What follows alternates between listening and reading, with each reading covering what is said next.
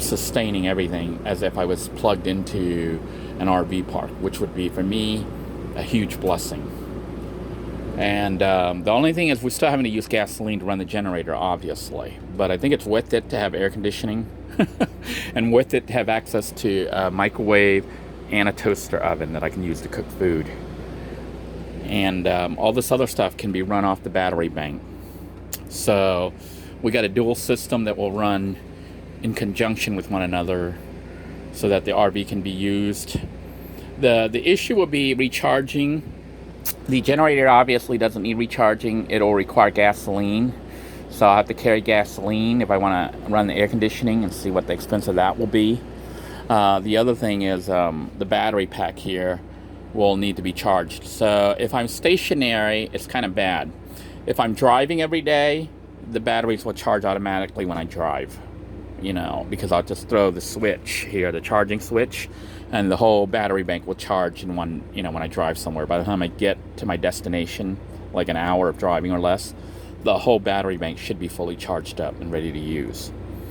And that's the power of using this versus trying to charge off solar panels. You would need a huge amount of solar panels to try to charge the system up with any reasonable time. Whereas charging it off the vehicle's alternator is extremely fast.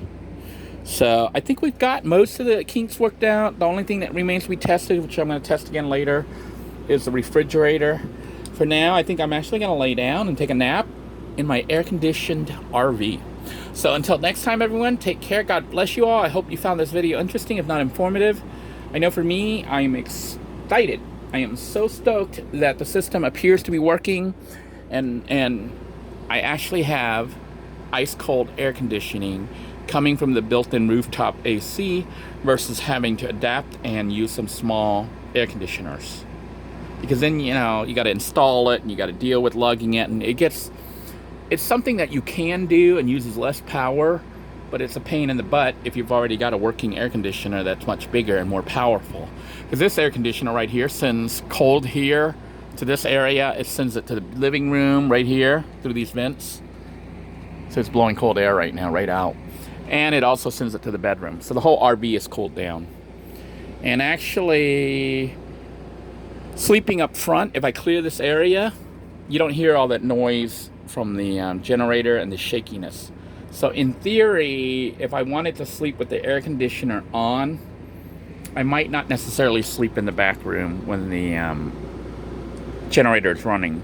I might actually sleep up here in the front in this overhead cab area, which is going to be, I'm going to kind of convert it to my son's little special room, but big enough for an adult to sleep up there too. So in theory, I could sleep up here at night, away from the noise of the generator and the vibrations. You can still feel it vibrating, but not as bad, and you can barely hear it. You hear the air conditioning more than you hear the generator. And yeah, the air is blowing nice ice cold. So that wraps it up for this episode. I hope you enjoyed it. If you like this video, please be sure to give it a thumbs up. Share this video for others who you think might benefit from seeing how I was able to get air conditioning working here in this RV. Basically, I needed at least a 2800 watt inverter, and I had to bring the system on one component at a time.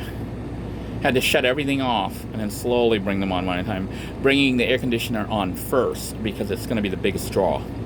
And I wasn't able to run everything. I think if I had gotten the 5000 watt one, but it would have needed the 30 amp plug, to work directly, because even the 2800 watt I think would work if I get somehow, if it's possible to get those two plugs and plug them into an adapter that goes to 30 amps instead of 15 amps.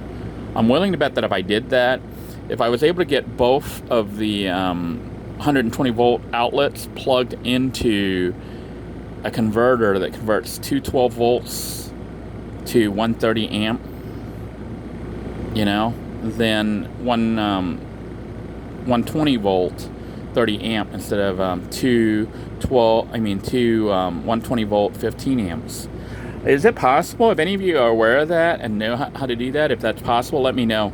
Because if I can adapt two 120 volt 15 amp lines, 10 or 15 amp lines, to become one 120 volt line with 30 amps on it, that might solve the whole problem. Because if I plug that in, it'll be the regular RV cable without the adapter, and then I can actually run everything just as if I was parked in an RV park. So that's another experiment that remains to be done, if it's even possible. So stay tuned for that. In the meantime, make sure that you share this video, give it a thumbs up, and subscribe to this channel. And if you enjoy the videos here, please consider becoming a patron. It'll help me to generate income so that I can buy better equipment and hopefully produce more of these kind of videos. Until next time, take care. God bless you all. Have a great day now. Bye-bye now.